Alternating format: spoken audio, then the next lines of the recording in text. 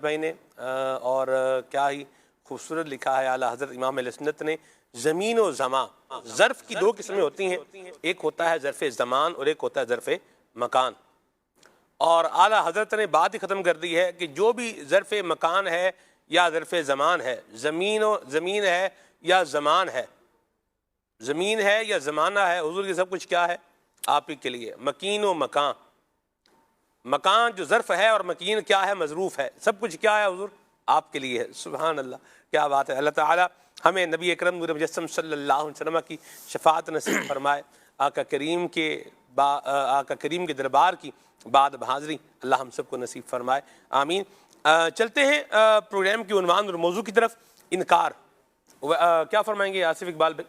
انکار بندے کو زندگی میں کن کن مواقع پر آپ سمجھتے ہیں کہ اسے استعمال کرنا چاہیے، انکار کرنا چاہیے؟ بزنس مین طبقے کو لے لیں، آفس ورک والوں کو جو ہے وہ لے لیں، اور پھر اس کے بعد ہم درجہ بدرجہ اس کو لے کے چلیں گے انشاءاللہ. بسم اللہ الرحمن الرحیم. سلمان بھائی، سب سے پہلے تو انکار کا فلسفہ سمجھنا چاہیے جی کہ انکار ہوتا کیا ہے، اور انکار اسلام میں کہاں کہاں یہ ہمیں ملتا ہے.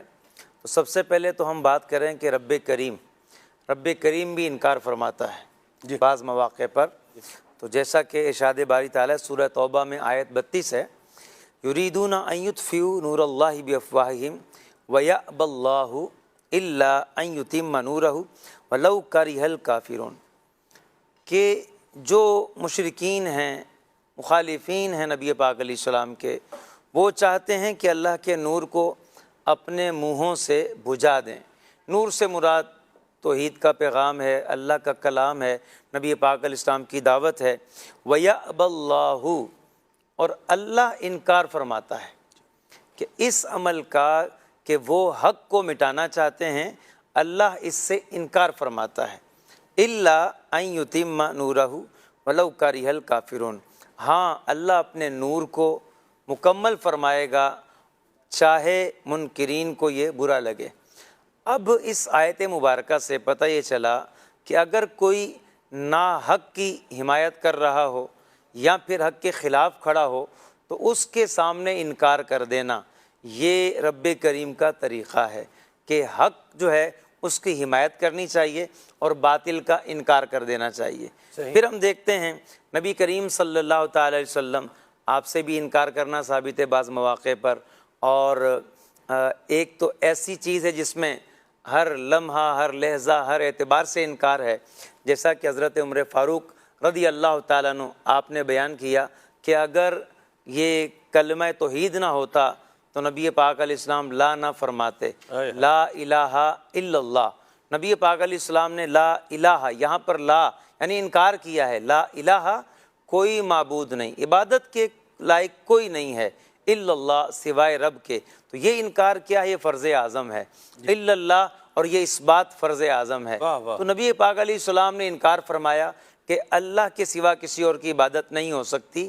تو غیر خدا کی عبادت سے انکار یہ بھی ایک بندہ مومن کے ایمان کا لازمی حصہ ہے. اچھا، پھر نبی کریم صلی اللہ تعالی وسلم نے مختلف مواقع پر انکار فرمایا، جیسا کہ آپ صلی اللہ تعالی وسلم جب ہجرت فرما کے مدینہ آتے ہیں اور جس مقام پر آج مسجد نبوی شریف موجود ہے، یہ جو زمین تھی یہ 2 یتیم بچوں کی تھی. ان سے نبی پاک علیہ السلام نے اس کو خریدا. انہوں نے کہا کہ نہیں، ہم آپ کو تحفہ دیتے ہیں، لیکن حدیث میں ہے کہ حضور نے انکار فرمایا. حضور نے فرمایا کہ نہیں، تحفہ یہاں نہیں لینا، تحفہ یہاں نہیں لینا، ہاں تم سے جو ہے اس کو خریدا جائے گا. اور نبی پاک علیہ السلام نے قیمتاً وہ جگہ خریدی. اس میں بھی آپ دیکھیں نبی پاک علیہ السلام کا انکار ہے ایسے مقام پر کہ جہاں پر انکار ضروری ہے. اور نبی پاک علیہ السلام نے ہمیں یہ سکھایا بھی کہ بھئی ایسا موقع آ جائے کہ جہاں پر کسی یتیم کا معاملہ ہو، اس کی جگہ کا معاملہ ہو، تو ہمیں ذرا وہاں پر محتاط ہو جانا چاہیے. اور آپ علیہ السلام نے ہمیں سکھایا بھی ہے کہ اگر سامنے والے کا معاملہ ایسا ہے کہ ان کی ساری گزر بسر اس زمین پہ ہو یا ان کی کل ملکیت ہی وہی جگہ ہو اور ہم اس سے جو نا مفت میں لے لیں تو وہ بیچارہ کیا کرے گا، وہ کہاں جائے گا. تو یہ نبی پاک علیہ السلام کے اخلاق حسنہ ہے کہ آپ علیہ السلام نے یہاں انکار فرمایا. اچھا، اس کے علاوہ مجھے ایک اور جگہ انکار ملتا ہے. سنن ابن ماجہ میں ایک حدیث پاک ہے کہ ایک موقع پر نبی پاک علیہ السلام نے آپ کی طبیعت ناساز تھی تو آپ نے جو ہے وہ نماز نہ پڑھائی، بلکہ کسی اور سے فرمایا اس سے کہو جو نماز پڑھائے، جملہ تھا مطلقاً، اس سے کہو جو لوگوں کو نماز پڑھائے۔ تو اب صحابی باہر آتے ہیں، حضرت بلال رضی اللہ تعالیٰ عنہ سے کہتے ہیں، تو حضرت بلال رضی اللہ تعالیٰ عنہ دیکھتے ہیں لوگوں میں حضرت عمر فاروق جو ہے نا موجود ہیں اور حضرت ابوبکر صدیق موجود نہیں ہیں، تو آپ ان سے کہتے ہیں کہ آپ جو ہے وہ نماز پڑھائیں۔ حضرت ابوبکر صدیق کھڑے ہو جاتے ہیں نماز کے لیے، حضرت عمر کھڑے ہو جاتے ہیں نماز کے لیے۔ اچھا، آپ کی آواز ذرا اونچی تھی تو آپ نے اونچی آواز سے جب تکبیر کہی تو نبی پاک علیہ السلام نے جیسے ہی سنا تو حضور نے ایک جملہ ارشاد فرمایا، یأبی اللہ والمسلمون، اللہ تعالیٰ بھی اس سے انکار فرماتا ہے اور مسلمان بھی اس سے انکار فرماتے ہیں۔ کیوں؟ کہا کہ حق اس وقت ابو بکر صدیق کا ہے، حق ابو بکر صدیق کا ہے، ابو بکر صدیق کے ہوتے ہوئے کوئی اور نماز نہیں پڑھائے گا۔ آپ غور کیجئے سلمان بھائی، نبی پاک علیہ السلام کے حکم پر صحابہ کرام گئے ہیں، حضرت ابو بکر صدیق کو بلا کر لائے ہیں، وہ نماز جو پڑھا چکے حضرت عمر، نبی پاک علیہ السلام کے حکم پر وہ نماز حضرت ابوبکر صدیق نے دوبارہ پڑھائی۔ سنن ابن ماجہ میں یہ روایت موجود ہے۔ آپ غور کیجئے کہ نبی پاک علیہ الصلوۃ والتسلیم نے فرمایا کہ اللہ بھی انکار کرتا ہے اور اللہ کا رسول بھی انکار کرتا ہے، مسلمان بھی انکار کرتے ہیں۔ اللہ کے انکار میں حضور کا انکار ہے اور اللہ رسول کے انکار میں مسلمانوں کا انکار ہے۔ اب یہاں نبی پاک علیہ السلام نے انکار فرمایا کس بات سے؟ کہ بھی جس کا حق ہے پہلے وہ ہے، احق بالامامت حضرت ابو بکر صدیق ہیں۔ اور ایک اور بھی حدیث پاک ہے، نبی پاک علیہ السلام نے ارشاد فرمایا جس قوم میں ابو بکر ہو وہاں کسی اور کو امامت کروانا جائز نہیں۔ تو آپ یہ دیکھیں کہ اس مقام پر بھی نبی پاک علیہ السلام نے خود بھی انکار کیا اور فرمایا مسلمان بھی اس سے انکار کرتے ہیں کہ یہاں جس کا حق ہے اس کو حق دیا جائے اور جس کا حق نہیں ہے تو وہاں جو ہے وہاں پر انکار کی صورت جو بنتی ہو تو انکار کرنا چاہیے۔ اب آپ یہ دیکھیں، اچھا اس کے علاوہ ایک انکار ہے جو شیطان نے کیا، قرآن مجید فرقان حمید میں اس کا بھی ذکر موجود ہے۔ اللہ تعالیٰ قرآن مجید میں ارشاد فرماتا ہے، سورۃ البقرہ ہے، آیت نمبر 34 ہے، ارشاد باری تعالیٰ ہے وَإِذْ قُلْنَا لِلْمَلَائِكَةِ اسْجُدُوا لِآدَمَ فَسَجَدُوا إِلَّا إِبْلِيسَ أَبَى وَاسْتَكْبَرَ وَكَانَ مِنَ الْكَافِرِينَ۔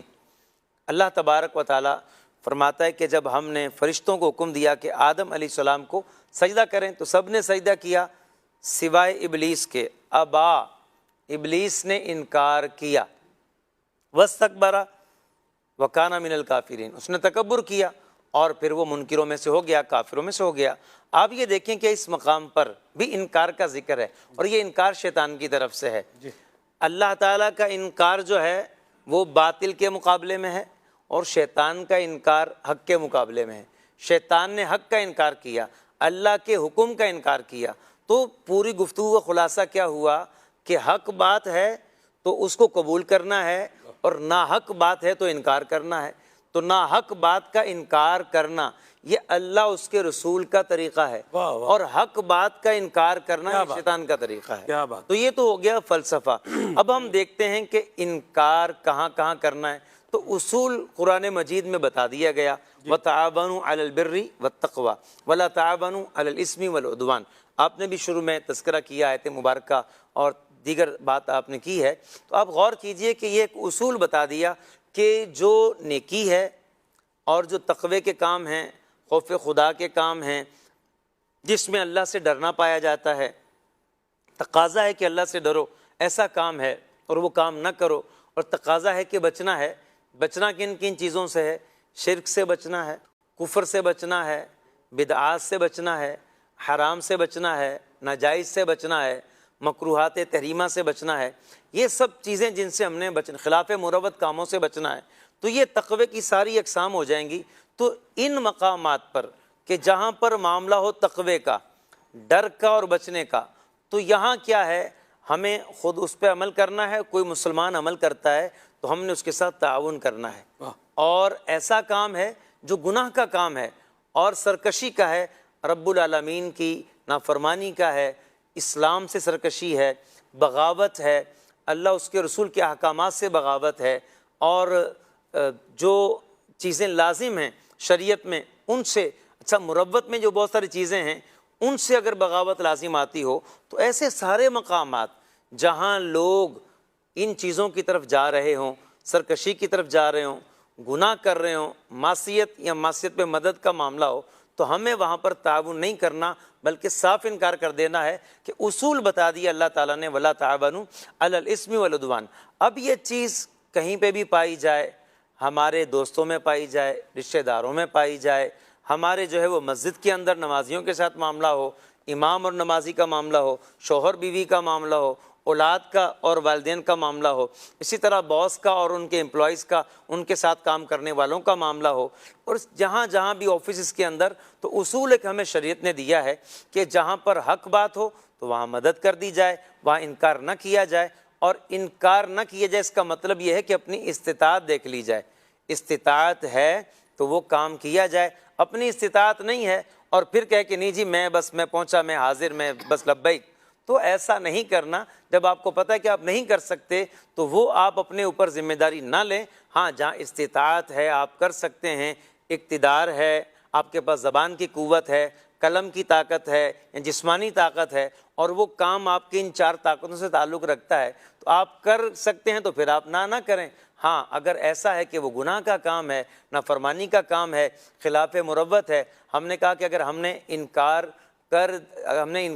کر دیا تو اس کو فائدہ ہوگا، اگر ہم نے انکار نہیں کیا تو اس کو نقصان ہوگا۔ تو اب جہاں انکار کرنے میں فائدہ ہے تو وہ انکار کرنا ہوگا، تاکہ اپنا بھی فائدہ ہو، دوسرے کا بھی فائدہ ہو۔ یا مرحبا، بڑے خوبصورت انداز میں ماشاءاللہ آصف بھائی نے گفتگو فرمائی، اور جی چاہ رہا تھا کہ یہ بولتے رہیں اور ہم سنتے رہیں، اللہ پاک ان کے علم میں اور اضافہ فرمائے۔ تو بڑے اچھے انداز میں اس گفتگو کو جو ہے وہ ماشاءاللہ لے کر کے چلے ہیں۔ انکار جس طرح اللہ کریم کی نافرمانی والے کاموں کو جو ہے وہ کرنا ہی ہے، اس پہ تو کوئی دو رائے ہی نہیں ہے۔ میں یہاں کچھ چیزیں جو ہے وہ لے کر کے چلتا ہوں، پھر شاہ صاحب سے اور مہروز بھائی سے بھی ہم گفتگو کرتے ہیں۔ آپ دیکھیے بعض اوقات بندہ اکیلے کوئی جو کرپٹ پریکٹس ہے نا، وہ اکیلے نہیں کر سکتا، غلط کام ہے، ناجائز کام ہے، اکیلے تو یہ نہیں کر سکتا۔ اسے کیا کرنا ہے؟ کسی نہ کسی کو ساتھ ملانا ہے۔ جیسے کوئی یوں بولیے کہ نا حق کو حق بنانا ہے، تو اب میں بولوں میرے کہنے سے ہو جائے تو میرے کہنے سے تو نہیں ہوگا۔ اب اس کے لیے کیا کرنا پڑے گا؟ 2-4 بندوں کو جو ہے وہ ساتھ ملانا پڑے گا، ایک لابنگ جو ہے وہ کرنی پڑے گی، یہ ملے گا، اچھا یہ اس کے سائن سے کام ہونا ہے، یہ سائن کرے گا تو کام ہوگا، تو اب اس کو بھی کیا کرنا ہے؟ بیچ میں ملانا ہے۔ اب ملانا کیسے ہے؟ اس کے لیے رشوت ہے۔ جیسے زمین کا ایک معاملہ اب لے لیں، زمین کا معاملہ ہے، ویسے زمین کے ریکارڈ میں تبدیلی یہ کوئی آسان کام نہیں ہے، یہ میں آپ کو بتا دوں، لیکن جو چور ہوتا ہے تو وہ پھر چوری ہوتا ہے، اللہ کی پناہ ہے، اور پھر چور ہو اور اوپر سے ہیرونچی ہو تو پھر 2 آتشاہ کام جو ہے وہ ہو جاتا ہے، اللہ محفوظ فرمائے۔ مہروز بھائی مسکرا رہے ہیں۔ مدنی قافلے میں ہمیں مہروز بھائی نے ایک چور کا قصہ جو ہے وہ سنایا تھا، ابھی جو ہے نا وہ پچھلے ایک تو جمعہ ہفتہ اتوار ہی گزرا ہے، اس سے پچھلا جمعہ ہفتہ اتوار ہم لوگ الحمدللہ مدنی قافلے میں تھے اور مہروز بھائی بھی الحمدللہ ساتھ تھے، تو یوں ایک جو ہے وہ واقعہ سنایا، تو بہرحال وہ میں نے اس پہ اتنا زور بات کی۔ بہرحال اکیلا بندہ جو ہے نا وہ نہیں کر سکتا، تو اب ملانا ہے ساتھ میں، تو کیسے ملائے گا؟ رشوت کی آفر کرے گا، تو وہاں پر بھی کیا ہے؟ بندے کو اپنا کردار ادا کرنا چاہیے کہ بھئی ہم یہ رشوت نہیں لیں گے، یہ حرام نہیں لیں گے۔ شاہ صاحب کی بلا کیا فرمائیں گے کہ جب میں دیکھ رہا ہوں کہ میں اگر اس سسٹم کا حصہ بنوں گا تو یہ کسی کے ساتھ کیا ہوگا؟ ظلم ہوگا، کسی کوئی حق سے کیا ہو جائے گا؟ محروم ہو جائے گا، یا کسی کو کیا ہو جائے گا؟ نقصان ہو جائے گا۔ اور میں یہ سب جانتا ہوں کہ یہ جو کام کرنے والے، اس کے لیے لفظ بولتے ہیں آپ جی، آپ جیسے شاہ صاحب ہے نا، شاہ صاحب جادو کر دیں، اللہ جادو کر دیں اس پہ۔ آپ مجھے بتائیں جس کام کے لیے لفظی جادو استعمال ہو رہا ہے، تو اب اس پہ تبصرے کی آگے جو ہے نا وہ کیا حاجت ہے؟ کیا کہیں گے شاہ صاحب قبلہ؟